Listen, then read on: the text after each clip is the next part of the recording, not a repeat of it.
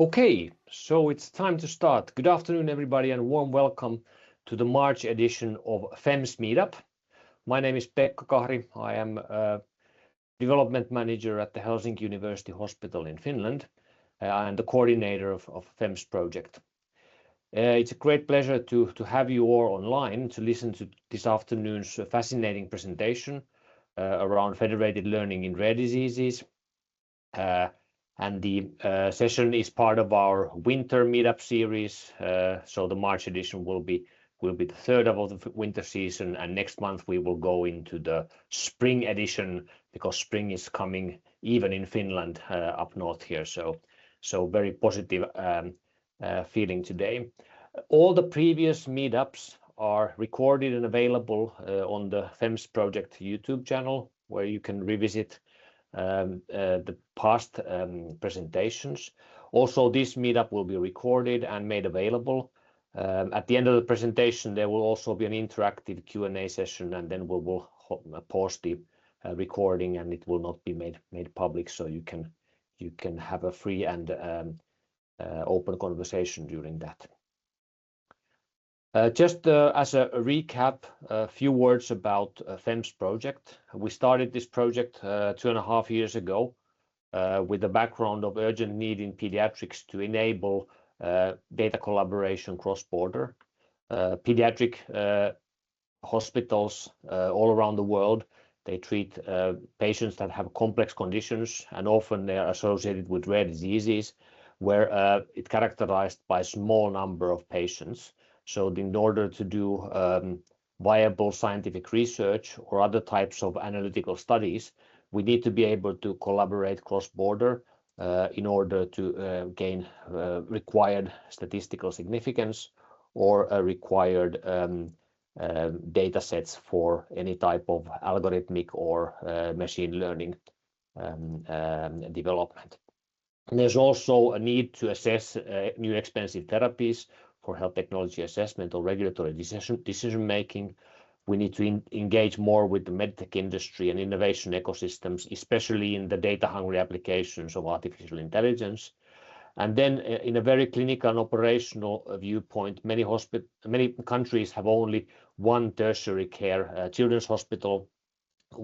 So the improvement of clinical routines and outcomes through benchmarking is not often possible nationally, and that's why there is a need for cross-border data collaboration.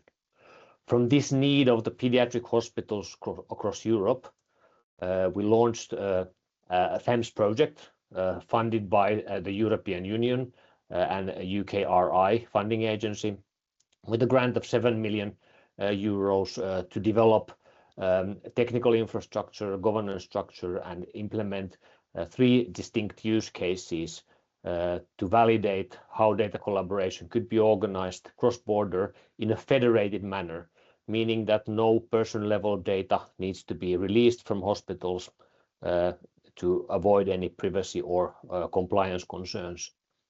We have 14 partners, 6 pediatric hospitals or departments of pediatrics in general hospitals all across Europe, coordinated by Helsinki University Hospital.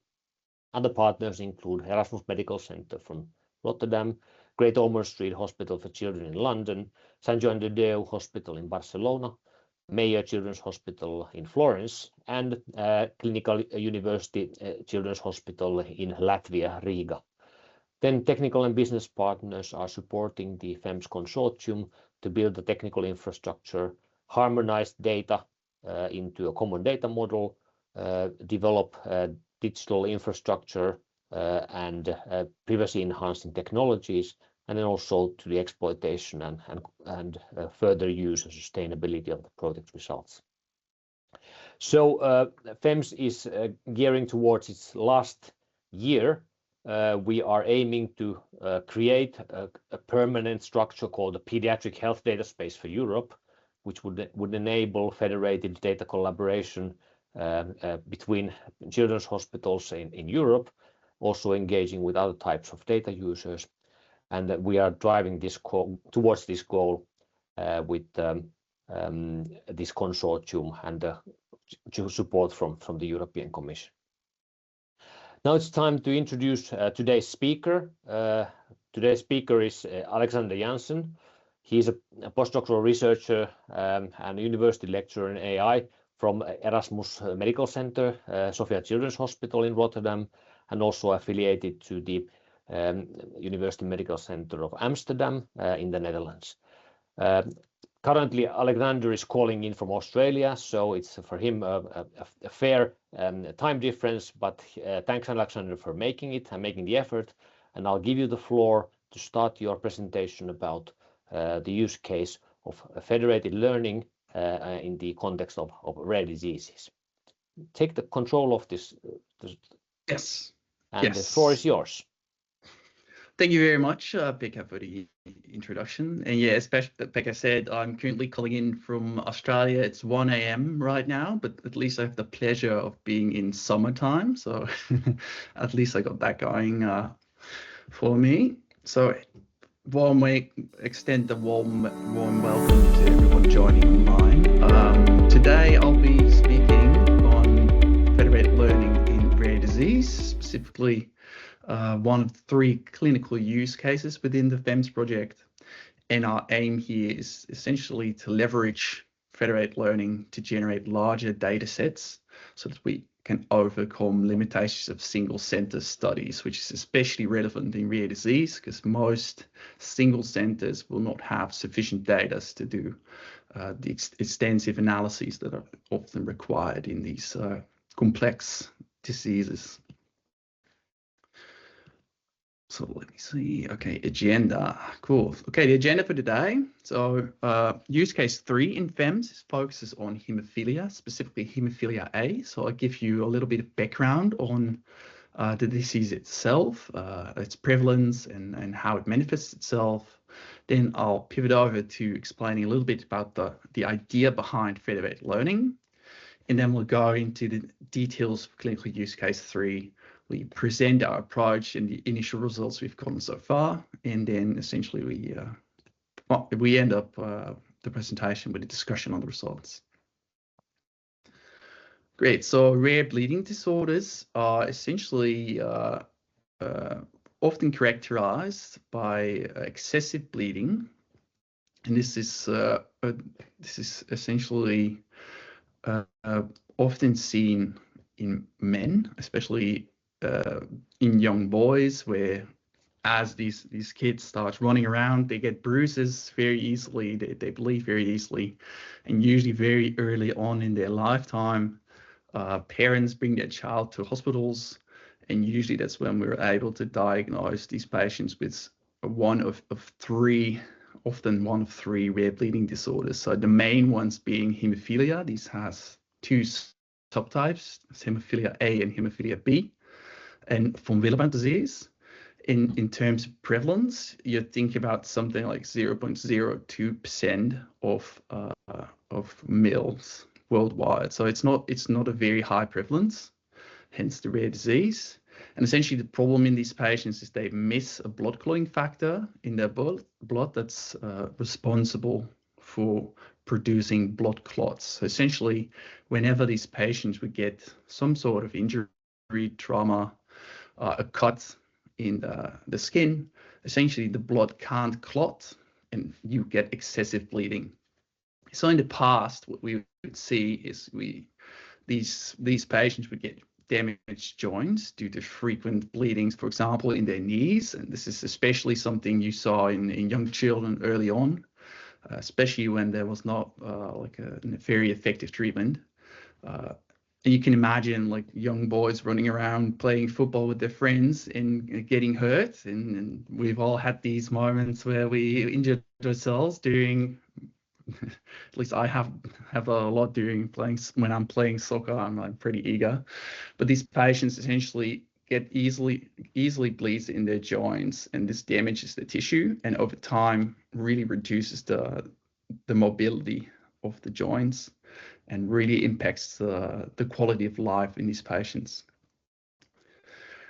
Essentially, the severity of the disease is characterized by the residual clotting factor activity in the blood. And essentially, we usually categorize these disorders in 3 levels. You have the mild level, the moderate, and severe classification. And essentially, in most treated patients will have this severe phenotype where essentially there is close to 0% endogenous clotting factor activity, meaning that these patients are very sensitive to these kinds of bleeds. So over the years, we've made very big steps in terms of treatment, especially for hemophilia A and B. Essentially, the main approach is replacement therapy, where we reintroduce the missing clotting factor using, for example, recombinant products. And what we see in practice, as we have in the past switched from on-demand treatment, which is essentially after the bleed occurs, we inject the patient with the drug, and we have moved from on-demand treatment to prophylactic treatment, which essentially means that we apply preventative treatment multiple times a week. These patients inject themselves. And essentially, after adopting these kinds of prophylactic treatment schedules, which was pioneered in the Nordic countries and the Netherlands, we saw the annual bleeding rates, the number of reported bleeds per year, drastically decrease. So that's something you can see in the figure here. In the past, when patients were treated on demand, we could see as many as 180 bleeds per year, which is essentially every other day. And after we switched prophylaxis, a lot of the patients suddenly either experienced no bleeding or around roughly maybe once a month or once every 2 or 3 months. So this kind of therapy is extremely effective. Unfortunately, the downside is it's also very expensive. So these drugs, essentially, patients take them from birth, especially if you have a severe phenotype.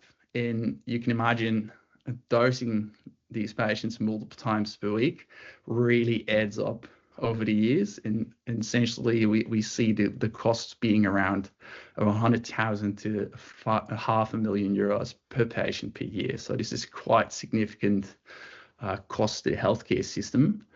And that's also really pointing to the need for not just like a one-size-fits-all treatment, but really a personalized treatment in order to reallocate essentially the drug budget that we have.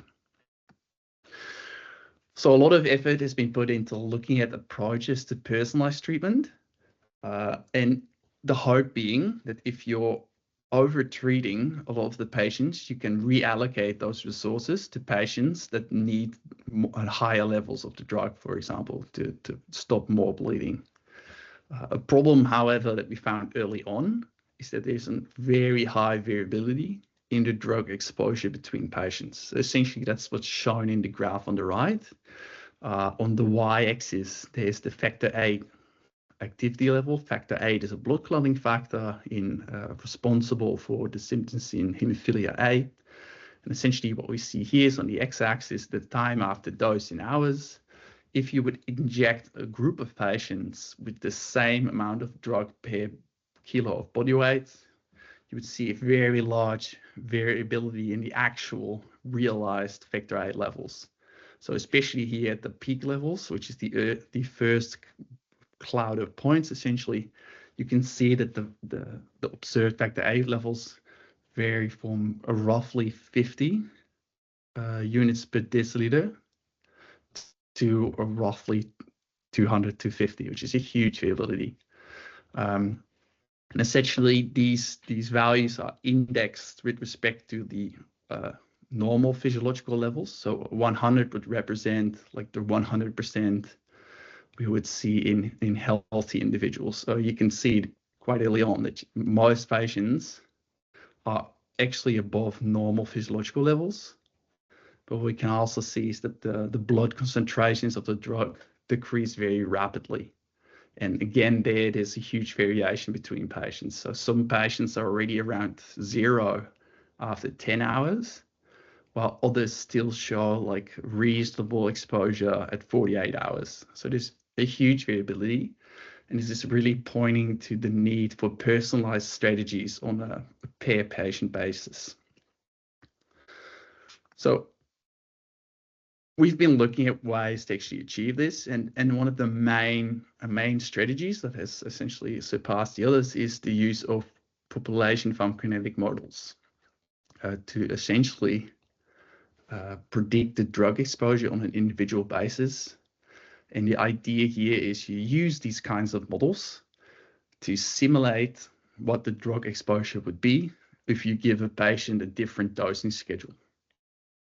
So in that sense, you can simulate what would happen if you change, for example, the dosing schedule from 2 times weekly to 3 times weekly, or what would happen if you would increase the dose or decrease the dose. And in that way, you could project what the drug exposure would be and choose like a treatment schedule that, for example, meets some sort of target. So the targets we usually aim for to achieve are things like the area under the concentration time curve. It's a little bit more complicated, so it is more simple. Targets we use is the time above a specific target concentration. For example, something we see in clinic pretty often is that we want to keep these patients above 5% of physiological levels for as long as possible. We can take it even simpler, and we just focus on trough concentrations, which essentially is the lowest concentration. So, for example, we want all the patients to have a minimum of 5%, for example. And another way is to focus on bleeding outcomes. And here we essentially would iterate over time. We would give the patient a specific dosing schedule. And if they start depicting breakthrough bleeding, or the number of bleeds per year is too high, we increase the dosages and then reevaluate for the next year. Okay. Well, in practice, this is done in quite a few countries already. Netherlands is one of the examples. We do this with most of our patients in Rotterdam and Amsterdam, and some of the other hemophilia treatment centers. But there are some downsides to these kinds of approaches. The main ones being that essentially the drug exposure is not always very strongly correlated to clinical outcomes. So you can have patients on very high levels that still depict very frequent bleeding, while others on relatively low levels don't depict as much bleeding events. So there's also a difference in the bleeding phenotype between patients. So drug exposure is not the full story here. Then the other problems that we usually encounter is that most of these models were developed on clinical trial data, and this obviously usually features mostly adult patients. So mostly the trial admission starts with adult patients, and later on in the study switches to also include pediatric patients, but usually they're underrepresented in our data sets. So we usually don't have a lot of examples for pediatric patients. Well, these are the ones that we start with most early on with treatment. So it's pretty important to make sure that these patients get the right treatment as early as possible, because that will prevent more damage to joints, for example, in later life. So you want to be optimizing as early as possible. Another problem is that there's a lot of different drugs already used in clinical practice, and there's a lot of difference also in Europe, between European countries, which kind of drugs they use. And in that sense, each of these models require specialized population PK models. So it would mean that you have to collect data on a lot of patients for each specific drug. And that's, of course, something that's going to be difficult to do for rare diseases such as this. And finally, we usually have problems extrapolating to new patient populations. So essentially, this is something you see more generally in most kind of data analysis problems, where essentially we produce a model based on, for example, patients in Spain. And then when we want to apply the same model in our own hospital in the Netherlands, we find a discrepancy in the results just because like the type of patients that we see most frequently in the Netherlands are different type of patients compared to, for example, the average person with hemophilia in Spain. So if we look at these problems, we essentially identify that 3 of the 4 are related to the data itself, and the one with respect to the drug exposure and the clinical outcomes correlation is more of a practical limitation. And it is exactly these data limitations that we're aiming to address within PHEMS. So the main idea here around PHEMS, especially for our project, is that we observe that most single centers, single hospitals, hemophilia treatment centers can't really generate enough sufficient data to produce these kinds of models on a larger scale. So usually, if you're lucky already, most centers will have roughly 60 to 100 active patients. This is already like a large number. Some of our partners have around 10 patients. And you can already imagine if all those patients receive different drugs, it's already difficult to really say something substantive about the variability between those patients. And then, of course, within Europe, simply just asking multiple hospitals to join together data sets is pretty difficult. And this is especially due to, given our good privacy regulation, and specifically the GDPR regulation, which offers a strong protection for the use of data, especially medical data. So what we aim to achieve within PHEMS is to enable a privacy-preserving learning method that learns from sensitive health record data. So even though we have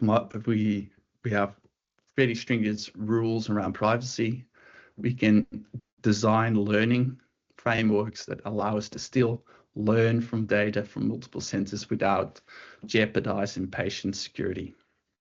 Essentially, the approach we take for this is called federated learning.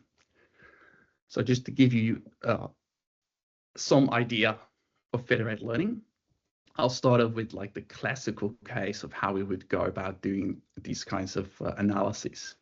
So historically, for example, you might have collaboration between 3 hospitals. They all have their own patient populations, and essentially what we want to do is organize the information about those patients in a centralized data set. Well, the first thing we have to do is write data sharing agreements and privacy agreements and a lot of legal documentation. This is usually a step people they don't think about this being very difficult, but usually this is most of the time spent on these kinds of projects after data preparation. I've been in projects where this is just getting the approval to start collecting the data takes more than 2 years. So this is really heavy and intensive. But after you've done that, you have your centralized data set containing all the data. And essentially there, some research group would develop models or run their analyses and then come up with the final results. Well, federated learning is a little different. Instead of sharing the data with the centralized entity, we share a model with each of the centers. So essentially now we have these blue lines, which represent where the model is going. And essentially from the central hub, we send the model to hospital 1. We collect results. Usually this would be an update to the model parameters. We send those back to the central server. And then we send to hospital 2, we send to hospital 3. And essentially the thing we're collecting now is not the data of the patients, but the update to the model.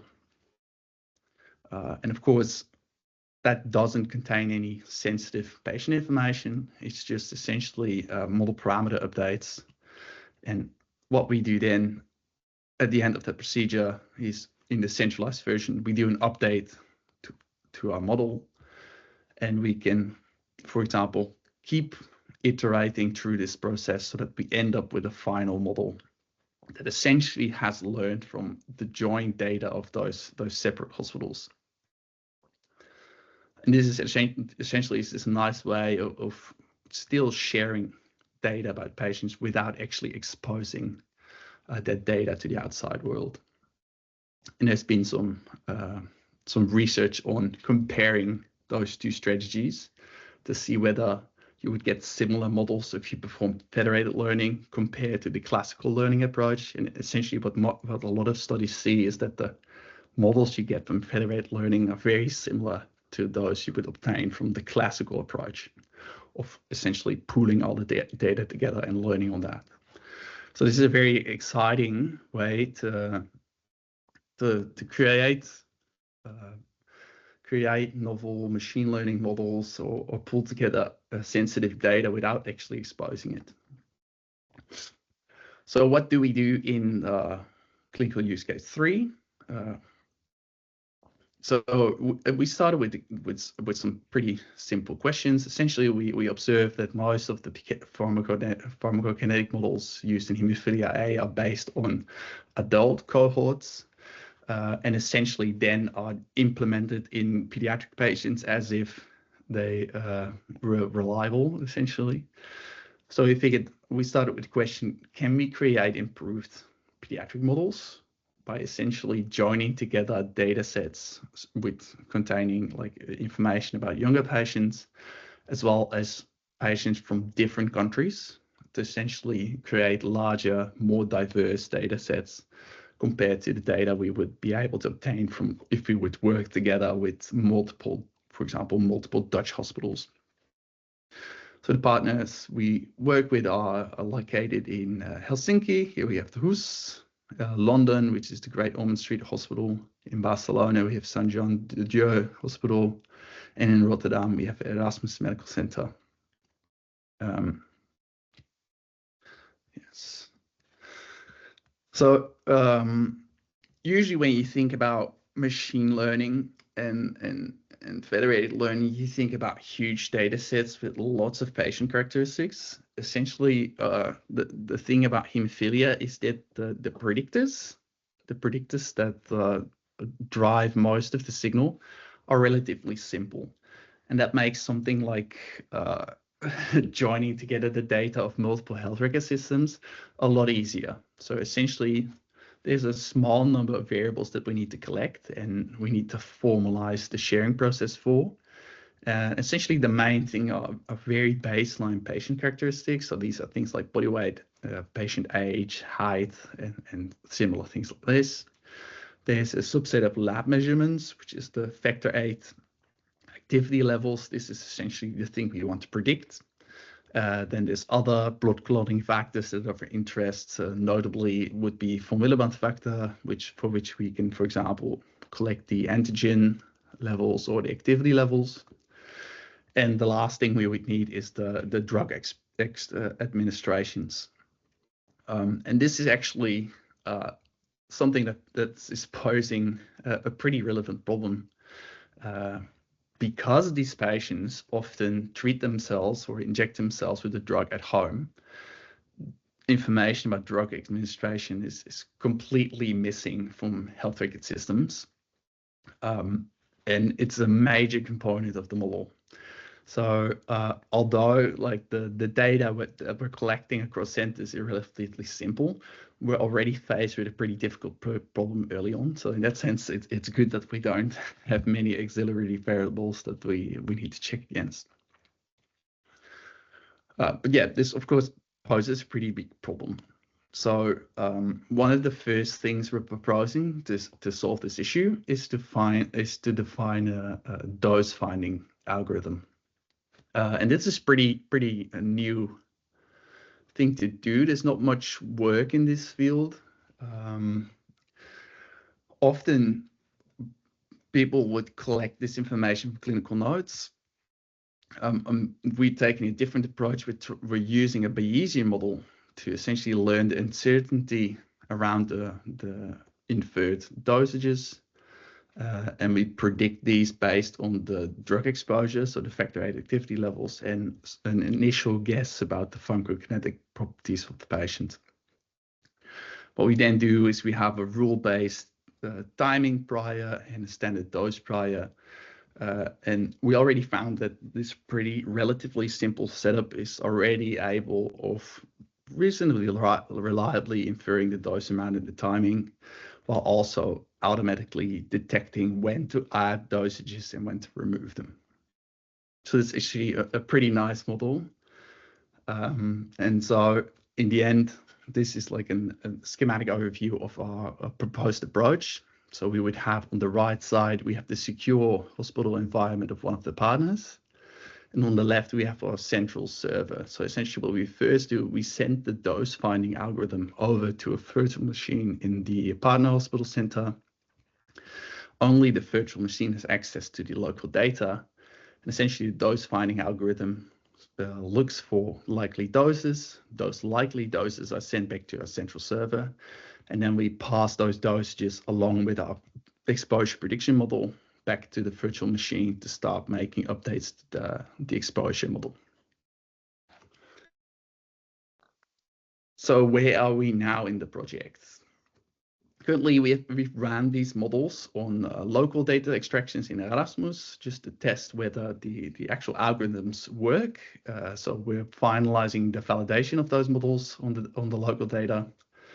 What we're also doing is then running those models on the local data at the partner sites. And hopefully in May and beyond, we actually start the federated learning procedure as that is still in the final steps of implementation. So we're currently validating everything, whether everything works, and then we can actually start running them in a federated way. So I'll show some preliminary results on the dose inference model. Essentially, we took all local data from the Erasmus, which contains 70 patients with 270 visits to the hospital, so lots of activity levels. And essentially, a dose inference model would then predict distribution over likely dosages and likely dosage times, and you get predictions such as these. Essentially, the black dots are the observed factor VIII concentrations, and the blue lines are the concentration time curves produced by the model. And essentially, what you see is there's pretty big variability in the actual dosing time, but essentially most of the prediction accord pretty well with the observed levels. So this is pretty useful because, of course, we're not 100% sure about like the actual true dose information, and essentially this uncertainty will help us better learn the final model in order to take into account multiple situations instead of just one potential situation. So after this, what we did is then use those models to predict the drug exposure, and essentially won't go into too much detail here, but it's a pretty simple standard deep learning model that takes in patient information, it predicts individual pharmacokinetics, and then we feed the pharmacokinetics and the dose information to a mechanistic model to essentially predict concentrations over time. And the reason we do this through a mechanistic model is that it's a lot more reliable when we want to evaluate counterfactual treatment regimens, because there's a mechanistic system translating the PK information and the dosages into concentrations. So this is the rough schematic overview of this. Essentially, you have covariate X, feed it into a neural network. It gives you the PK. You pass along the dose into a mechanistic model. Essentially, this is an ordinary differential equation, and that would give us our dependent variable. So some of the initial results we got here.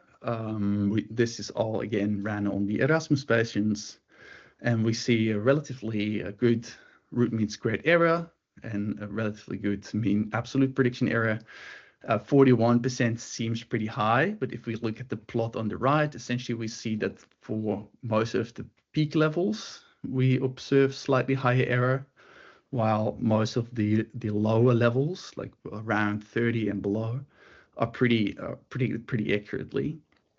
which is actually more clinically relevant. So that's definitely the area where we want to be more accurate. So the initial results are pretty promising.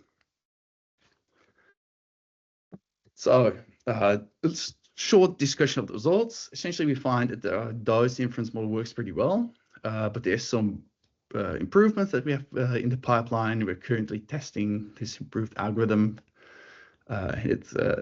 It seems to be able to offer a significant improvement on the predicted dosages. So that's a first step in order to improve our drug exposure model. Of course, if the dose inputs are more accurate, then the final dose drug exposure predictions will also probably be better.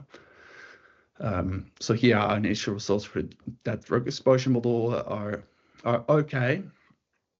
Probably what we want to do to improve this further is do more data cleaning and of course use the new dose inference model. And then as we head into the end of the PHEMS project, the next big step will obviously be actually implemented this in the Federated architecture. So I want to thank you all for the attention and the time, and I guess I'll give control back to Pekka. Thank you, Alexander. Thank you for